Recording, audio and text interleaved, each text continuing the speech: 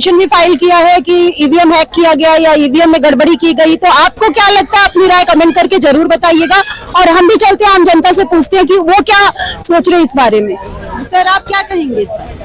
कभी कभी ऐसा होता है कि हल्ला कर दिया जाता है कि फला आदमी ऐसा है, फला आदमी ऐसा है, उसके पीछे आदमी अपना खेल करके चला जाता है। मेरा तो ये समझ, मेरा निजी राय है, मैं जहाँ तक देख रहा हूँ देश में, कि जिस तरीके से सर्वे में और सारे उसमें मीडिया पर जो आया कि फला आदमी जीत रहा, फला आदमी जीत रहा, इसका हंगामा करके सरकार ने पीछे से अपना काम किया।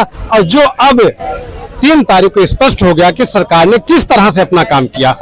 ये हल्ला मचा करके ऐसा नहीं, धीरे धीरे कुछ लोग जानने लगे हैं कि वास्तविक हल्ला मचा करके हम अपना काम सिद्ध कर सकते हैं, जिस तरह से चुनाव हुआ।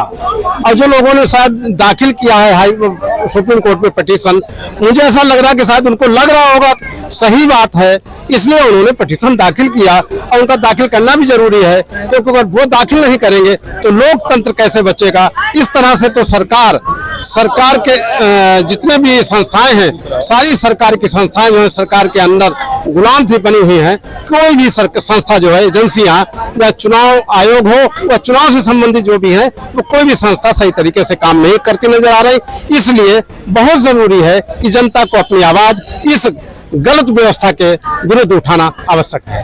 सर, आप लोग कोई चाहते हैं क्या फिर से चुनाव हो? जो पिटीशन किया गया है कि फिर से चुनाव होने चाहिए तीनों राज्यों में, क्योंकि ईवीएम हैक किया गया, कुछ लोगों का कहना है। आप क्या बोल रहे हैं? ये 3 तारीख से पहले नहीं पता चला था जी? 3 तारीख से पहले पता नहीं था, जीतने के बाद पता चला है। ये ऐसे करते हैं, जब जीत जाती है ना बीजेपी तो कहते हैं कि ये भाई ईवीएम में खराबी है। और जब कर्नाटक में जीता था इन्होंने तो ईवीएम सही थी। सर, कहना ये है कि अब सब जगह तो ईवीएम में गड़बड़ी नहीं कर सकते हैं ना? अरे कहीं भी गड़बड़ी नहीं हुआ है, स्पष्ट है ना, जो जनता चुनी है वही हुआ है।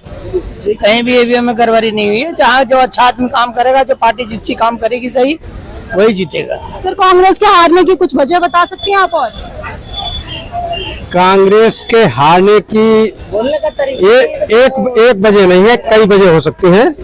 जिस तरह से गठबंधन को साथ लेके चलाया गया और बीच में चुनाव के बीच में गठबंधन में आपसी मतभेद बनना, ये सबसे बड़ी इसमें हार का कारण रही है। या तो गठबंधन बना नहीं, और बना है तो सही तरीके से उसमें सारे पहलुओं पर विचार होना चाहिए, चाहे सीटों के बंटवारे को लेकर के, चाहे व्यक्ति विशेष को लेकर के। और जब इन चीजों पर बहस नहीं होगी तो इस तरह से ये नतीजे लगातार विपरीत आते रहेंगे। गठबंधन को सही सकारात्मक सोच कारण कई हो सकते हैं। आखिर जब एक तरफ आप गठबंधन कर रहे हैं तो दूसरी तरफ विपरीत परिस्थितियों में विपरीत बात का उठाना, विपरीत बात करना, ये कहाँ तक गठबंधन को मजबूत करता है। ये सबसे बड़ा है कि आप गठबंधन करके और फिर बाद में हट जाए तो जनता में तो संदेश जाएगा ही कि गठबंधन नहीं है, ये आपसी मतभेद है। और उस मतभेद का फायदा जनता में पहुंचता है, संदेशा पहुंचता है, जनता उसका गलत निर्णय दे देती है। ये सबसे बड़ी बात है। और कोई संदेश आप देना चाहेंगे? मेन संदेश तो यह है कि देश में लोकतंत्र बचा रहे, देश में संविधान और संवैधानिक व्यवस्थाएं बचा रहे। इसके लिए काम होना चाहिए। भारत के ही ना, इसके लिए काम होना चाहिए। देश में सभी संस्थाएं, जो संवैधानिक संस्थाएं, वो बची रहे। वो किसी के अंडर, किसी के उसमें, चाहे जो भी सरकार आए उसके तहत काम ना करें। उनकी अपनी एक अलग आजादी होनी चाहिए। जी, गड़बड़ नहीं होता। कांग्रेस हारती है तो हमेशा ईवीएम को दोष ठहराता। अब झारखंड में भी देखिए चुनाव हुआ, अदरवाइज और भी जगह हुआ, वहाँ पर कांग्रेस का सरकार अभी गठबंधन हुआ, कोई ईवीएम में कोई प्रॉब्लम नहीं है। आज बीजेपी 3 राज्य में अपना सरकार बना रही है तो उसमें ईवीएम का लोग दोष ठहराना निश्चित है। ये कांग्रेस का शुरू से परंपरा चलते आया हुआ।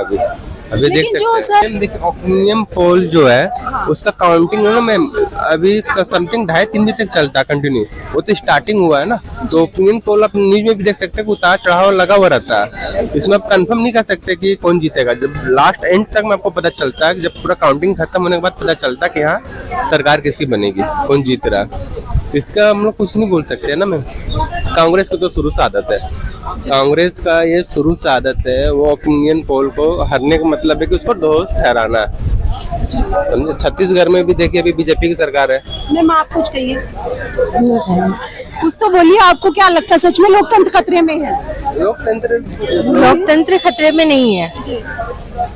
लोकतंत्र में खतरे में नहीं है, ठीक है। लोकतंत्र कैसे खतरे में हो जाएंगे? लोकतंत्र खतरे में थे 2013 के समथिंग, जब से बीजेपी गवर्नमेंट आया तब से लोकतंत्र और मजबूत हुआ देश हमारा।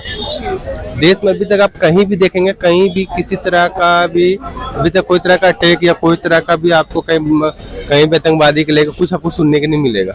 जब से बीजेपी गवर्नमेंट आया तब से लोकतंत्र हम लोग को जब बहुत से मोदी मजबूत हुआ। सरकार आई है तब से ना सब कुछ अच्छा ही अच्छा हुआ है। सब मोदी सरकार युवा तो परेशान है कि बहुत ज्यादा बेरोजगारी बढ़ गई है, बहुत ज्यादा गरीबी बढ़ गई है। नहीं, ये गलत है। मोदी सरकार आने से- लोग ये भी कह रहे हैं कि यहाँ पर युवाओं को, लोगों को बेरोजगारी या गरीबी से मतलब नहीं है, उन्हें मतलब हिंदुत्व और सनातन से है, तो इसलिए बीजेपी जीत रही है। बात है कि हिंदुत्व का बात होता है ना, तो ये भारत हिंदू देश है ही है, इसका परंपरा ही हिंदू देश ही का है ये, समझे। तो हिंदू तत्व की ऐसा कोई बात नहीं है। और बेरोजगारी की बात रहा तो बेरोजगारी तो मुझे नहीं दिखता, हम भी एक नॉर्मल सा जॉब कर रहे हैं, इसमें कोई खराबी बात नहीं है। एक बिजनेस भी कर सकते हैं, तो बिजनेस भी एक अच्छा तरफ देख सकते हैं, बिजनेस भी करके आदमी अच्छा अपना काम चला रहा है, घर का अच्छा आदमी आगे बढ़ रहा है, इसमें बेरोजगारी कुछ नहीं है। ये सिर्फ मोदी गवर्नमेंट को होता है ना कि आपको इसका विरोध करना, ये कांग्रेस का ये आदत है ये।